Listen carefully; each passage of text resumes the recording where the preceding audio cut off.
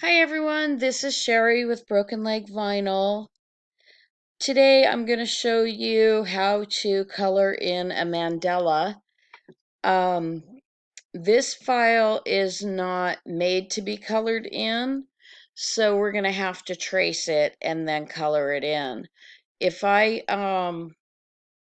use, well, wait a minute, let me stop. I bought this file from Creative Fabrica, so I just want you to know that I did purchase it there, and if you want it, you can find it there. I've selected the butterfly and I'm going to ungroup it and show you that the only thing that did was take the dots and the hearts and make them into something separate. So if you didn't want the dots and the hearts, you could delete them. Um, so I'm going to leave that there. I'm going to duplicate this just because I think it's a good idea to duplicate files before we work with them.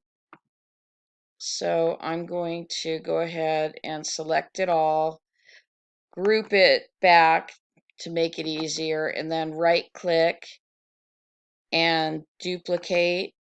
And then I'm just going to move the duplicate off my mat. That just makes it easier for me to move things later to if I have to repeat. So going back here, I'm going to ungroup it and I'm going to take those dots away. So I'm going to group them all together now because I ungrouped them. Now I'm going to group the dots and I'm going to move them off my mat. So after I color in the butterfly, after I trace it and color it in, if I want those dots, I can put them back. And if I don't want them, I don't have to put them back. So in order to trace, I just get it to be as big as I can. Um, I can go bigger than the mat size, but I don't have to. So I'm going to open the tracing panel over here on the right. It looks like a butterfly. Doesn't want to open. There it is. And select trace area. If you have the business edition, you can trace by color, and that's really cool. But you have to have business edition to do that. But select the trace area, and tracing is always better when it's a black and white image. So this is a good image for tracing. I'm selecting it, and you're going to see that it turns yellow, and that's where our trace lines are going to be. And that looks like a pretty good trace is going to happen there, so I don't have to play with the threshold or anything. But I'm going to move it a little bit just to see if I can get sharper lines. I'm going to try and go up to about 60.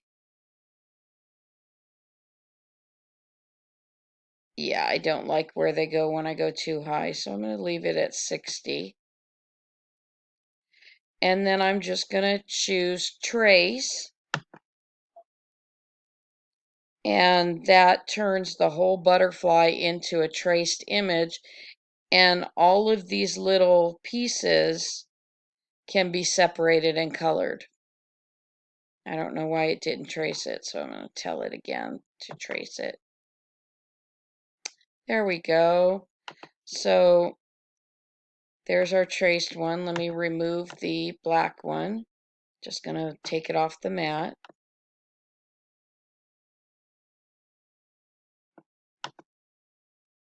Size this down a tiny bit. I don't like looking at red lines for some reason. It bothers me.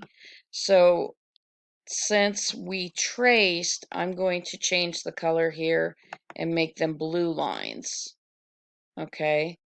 So part of this we won't be able to color, but other parts we will. Look at that. I didn't change the lines. I changed the fill. I don't want the fill changed. There we go. So there's our lines. And now I'm going to right click and release the compound path. When you trace, you have to release the compound path to get pieces. I do not recommend you release compound path any other time unless you've tried the group and ungroup first, because releasing compound path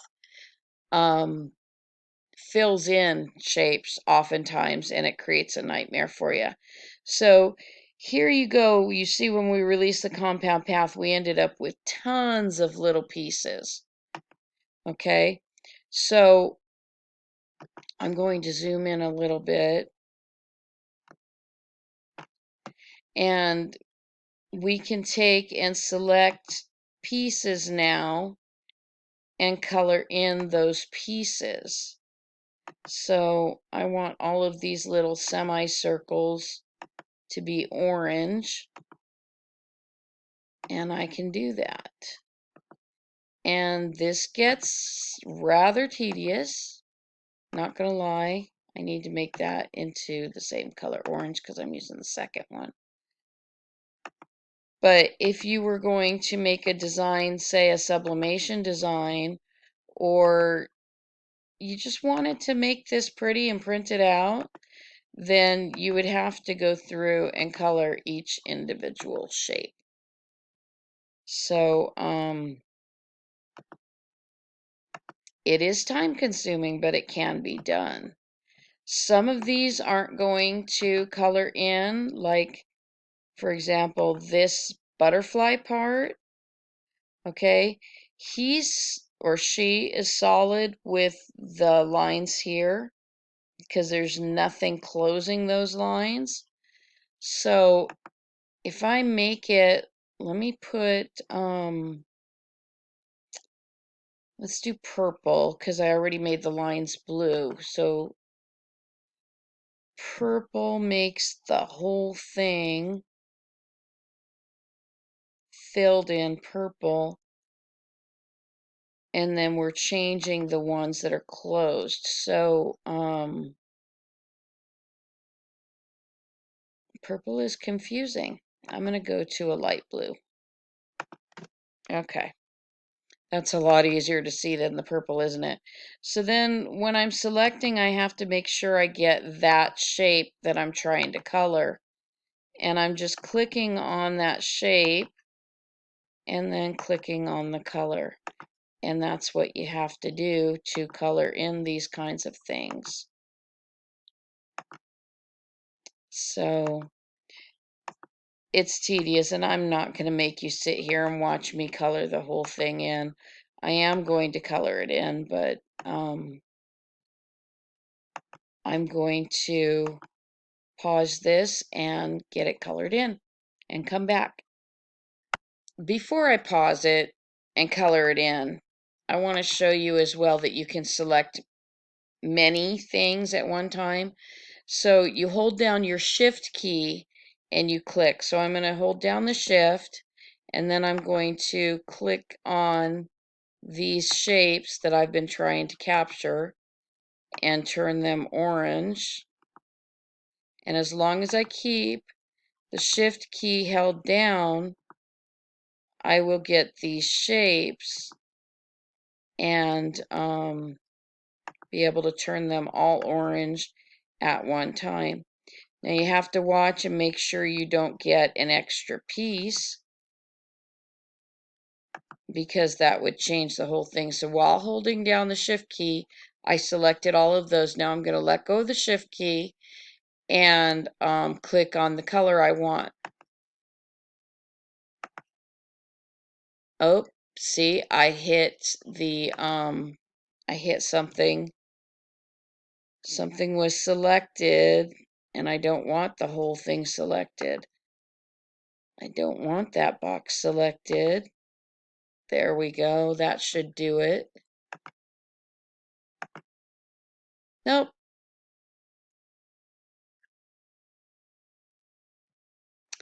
I don't know what I did. I have it selected somewhere, and that's not doing it for me. So I'm going to hit the undo And I'm going to undo that, and then I'm going to see that just got the whole thing. I don't want the whole thing. So I have to get rid of that and just click on that line and that one with the shift key held down. Oh, I got the whole thing again. Whole thing again. Don't want the whole thing again. Come on.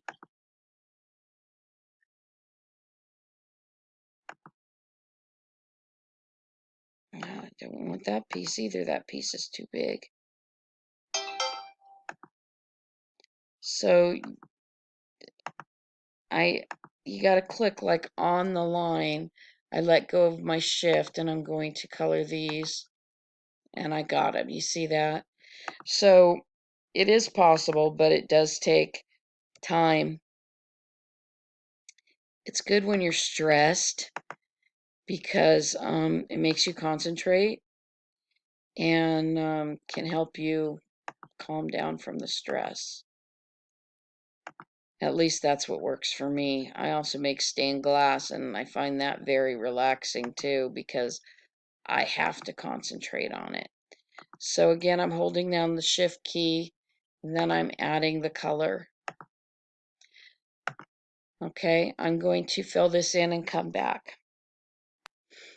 Okay, hi, this is Sherry again. I finished filling in all the colors. I think it took me about 20 minutes, just FYI. So now what I'm going to do is I'm going to change that black background color to black instead of the light powder blue, just so that we can see what this butterfly will look like.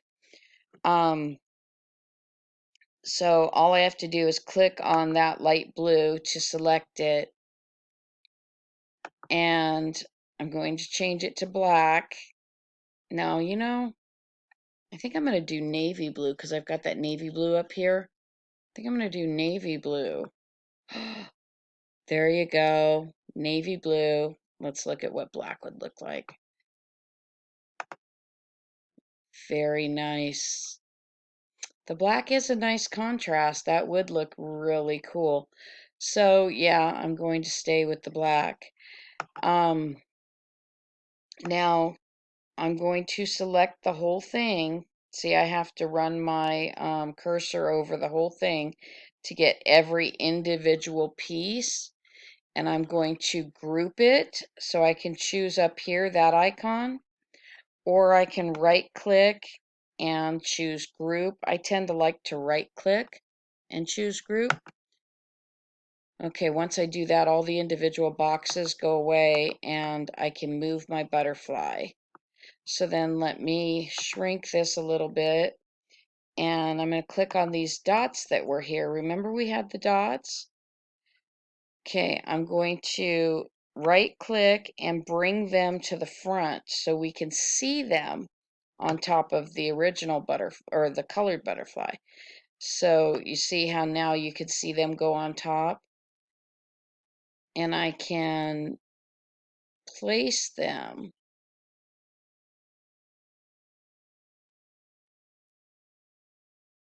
And right now I'm just looking to see that they're placed where they were on the original.